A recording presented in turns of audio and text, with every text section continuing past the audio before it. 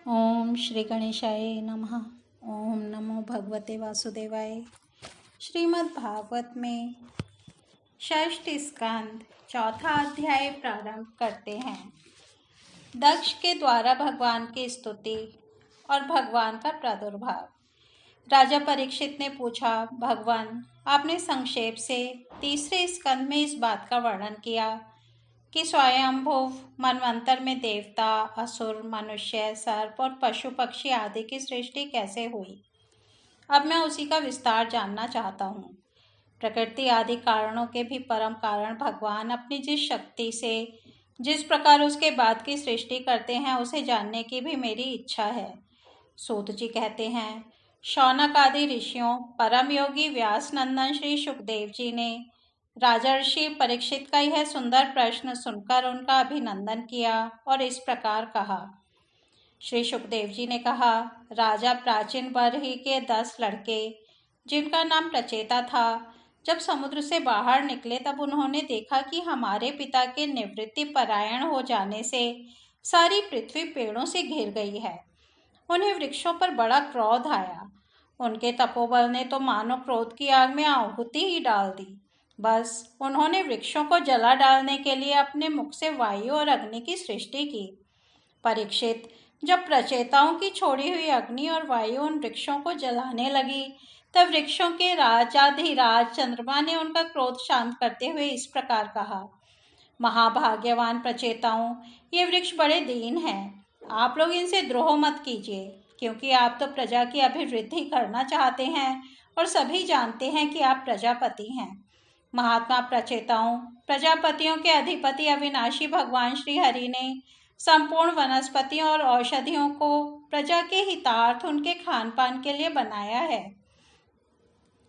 संसार में पांखों से उड़ने वाले चर प्राणियों के भोजन फल पुष्प आदि अचर पदार्थ हैं।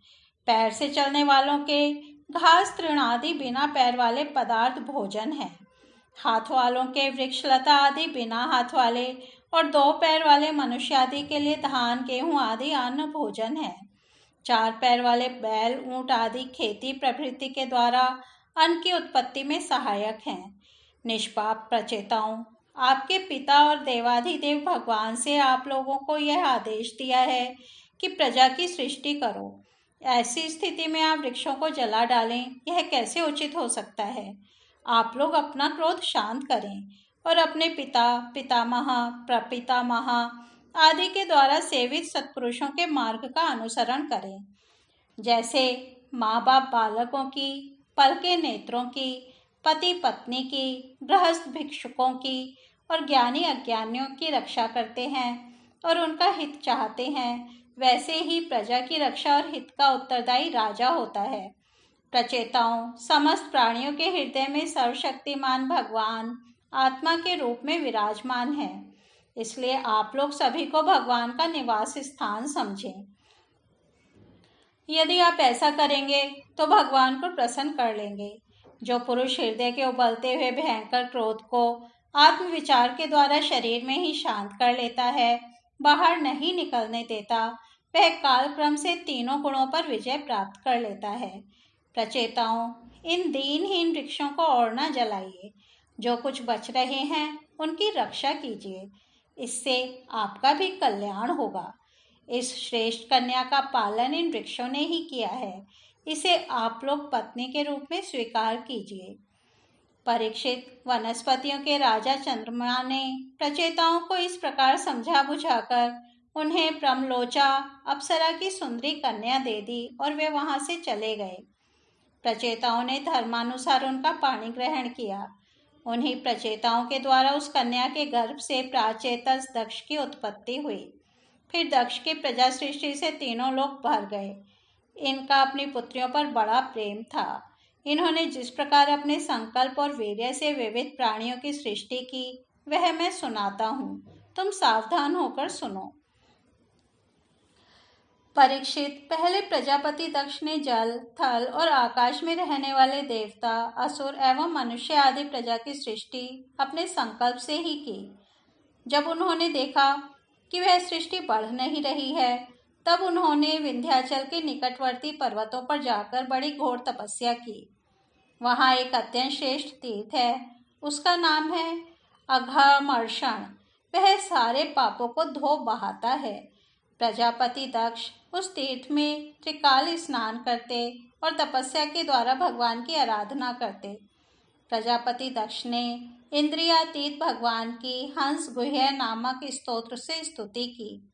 उसी से भगवान उन पर प्रसन्न हुए थे। मैं तुम्हें वह स्तुति सुनाता हूँ। दक्ष प्रजापति ने इस प्रकार स्तुति की। भगवान, आपकी अनुभूति, आपकी चित्त शक्ति अमोघ है। आप जीव और प्रकृति से परे, उनके नियंता और उन्हें सत्ता स्फूर्ति देने वाले हैं।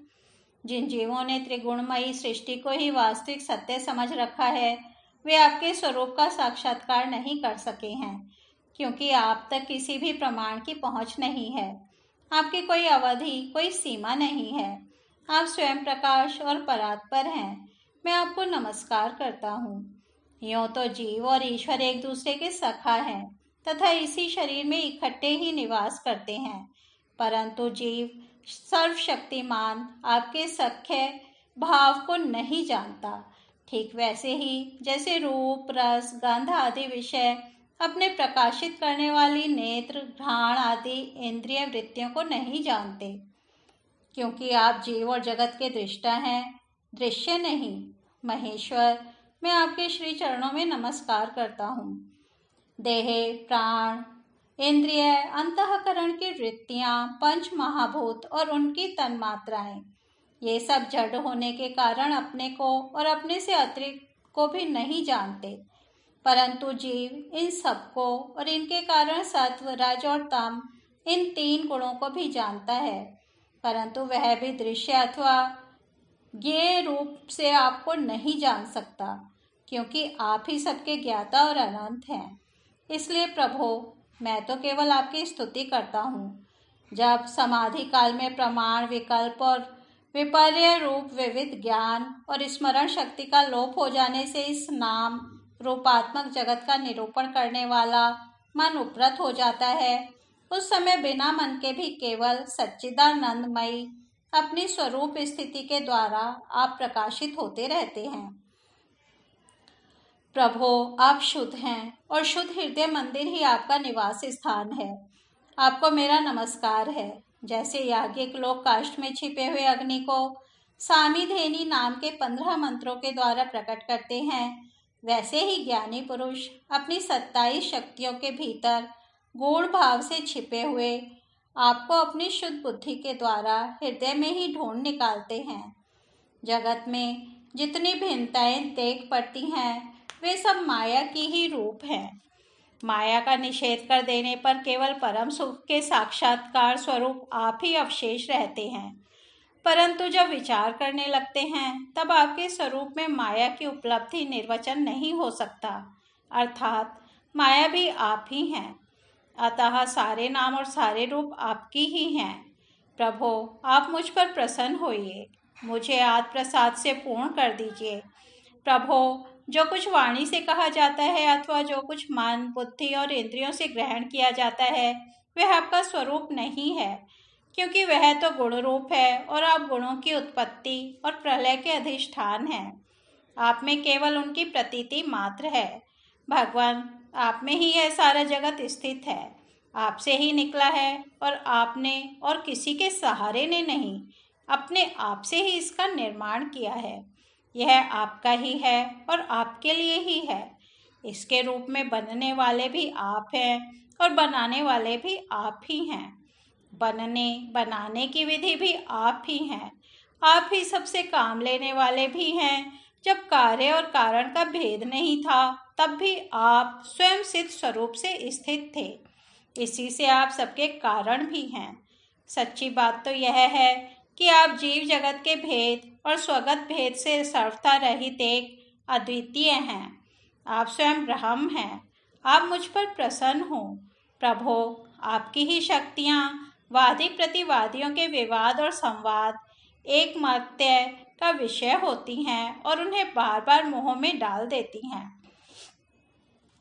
आप अनंत, अप्राकृत, कल्याण, गुणगणों से युक्त एवं स्वयं अनंत हैं। मैं आपको नमस्कार करता हूँ। भगवान, उपासक लोग कहते हैं कि हमारे प्रभु हस्त पादादि से युक्त साकार विग्रह हैं और सांख्यवादी कहते हैं कि भगवान हस्त पादादि विग्रह से रहित निराकार हैं।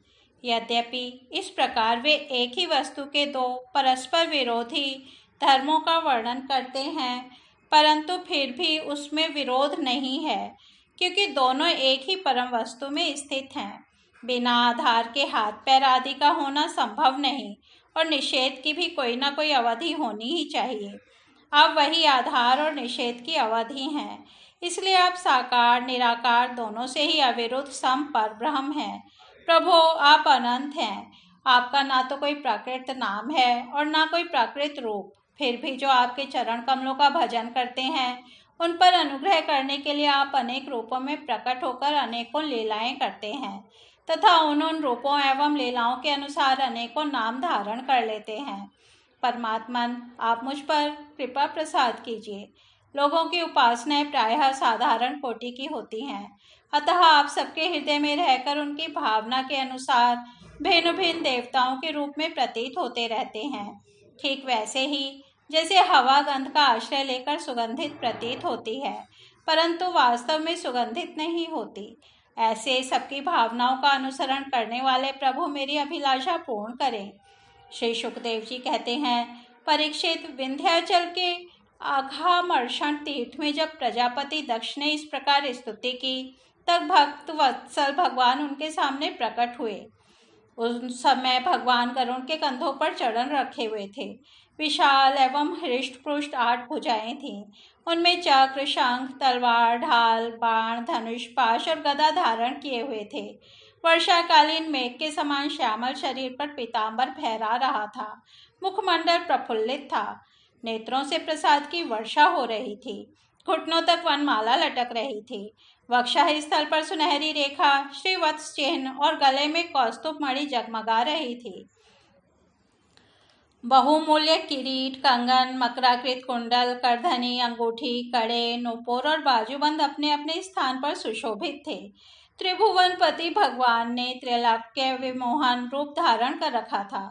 नारद, नंद, सुनंद आदि पार्षद उनके चारों ओर खड़े थे। इंद्र आदि देवेश्वरगण स्तुति कर रहे थे तथा सिद्ध, गंधर्व और चारण भगवान के गुणों का गान कर रहे थे। यह अत्यंत आश्चर्यमय और अलौकिक रूप देखकर दक्ष प्रजापति कुछ सहम गए। प्रजापति दक्ष ने आनंद से भरकर भगवान के चरणों में साष्टांग प्रणाम किया। जैसे झरने के जल से नदियां भर जाती हैं, वैसे ही परमानंद के उद्रेक से उनकी एक एक इंद्रिय भर गई और आनंद परवश हो जाने के कारण वे कुछ भी बोल ना सके। परीक्षित, प्रजापति दक्ष अत्यंत नम्रता से झुककर भगवान के सामने खड़े हो गए। भगवान सबके हृदय की बात जानते ही हैं। उन्होंने दक्ष प्रजापति की भक्ति और प्रजावृद्धि की कामना देकर उनसे यूं कहा। श्री भगवान ने कहा, परम भाग्यवान दक्ष, अब तुम्हारी तपस्या सिद्ध हो गई, क्योंकि मुझ पर श्रद्धा करने से तुम्हारे हृदय में मेरे प्रति परम प्रेम भाव का उदय हो गया है। प्रजापति, तुमने इस विश्व की वृद्धि के लिए तपस्या की है, इसलिए मैं तुम पर प्रसन्न हूँ, क्योंकि यह मेरी ही इच्छा है कि जगत के समस्त प्राणी अभिवृद्ध और समृद्ध हों।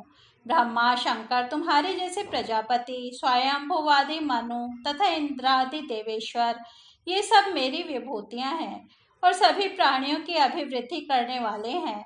ब्रह्मन, तपस्या मेरा हृदय है, विद्या शरीर है, कर्म आकृति है, यज्ञ अंग है, धर्म मन है और देवता प्राण है। जब यह सृष्टि नहीं थी तब केवल मैं ही था, और वह भी निष्क्रिय रूप में। बाहर भीतर कहीं भी और कुछ न था, न तो कोई दृष्टा था और न दृश्य। मैं केवल ज्ञान स्वरूप और अव्यक्त था। ऐसा समझ लो मानो सब और सुषुप्ति ही सुषुप्ति छा रही हो। प्रिय दक्ष, मैं अनंत गुणों का आधार एवं स्वयं अनंत हूँ। जब गुणमय माया के शोभ से यह ब्रह्मांड शरीर प्रकट हुआ, तब इसमें अयोनिज आदि पुरुष ब्रह्मा उत्पन्न हुए। जब मैंने उनमें शक्ति और चेतना का संचार किया, तब देव शिरोमणि ब्रह्मा सृष्टि करने के लिए उद्यत हुए, परंतु उन्होंने अपने को सृष्टि कार्य में असमर्थ सा पाया। उस समय मैंने उन्हें आज्ञा दी कि तप करो। तब उन्होंने घोर तपस्या की और उस तपस्या के प्रभाव से पहले पहल तुम 9 प्रजापतियों की सृष्टि की। प्रिय दक्ष, देखो, यह पंचनन प्रजापति की कन्या आसक्ति है। इसे तुम अपनी पत्नी के रूप में ग्रहण करो। अब तुम गृहस्थोचित स्त्री सहवास रूप धर्म को स्वीकार करो। यह असिकनी भी उसी धर्म को स्वीकार करेगी। तब तुम इसके द्वारा बहुत सी प्रजा उत्पन्न कर सकोगे। प्रजापते, अब तो मानसी सृष्टि होती थी, परंतु अब तुम्हारे बाद सारी प्रजा मेरी माया से स्त्री पुरुष के संयोग से ही उत्पन्न होगी तथा मेरी सेवा में तत्पर रहेगी। श्री सुखदेव जी कहते हैं, विश्व के जीवन दाता भगवान श्री हरि यह देखकर दक्ष के सामने ही इस प्रकार अंतर्धान हो गए, जैसे स्वप्न में देखी हुई वस्तु स्वप्न टूटते ही लुप्त हो जाती है।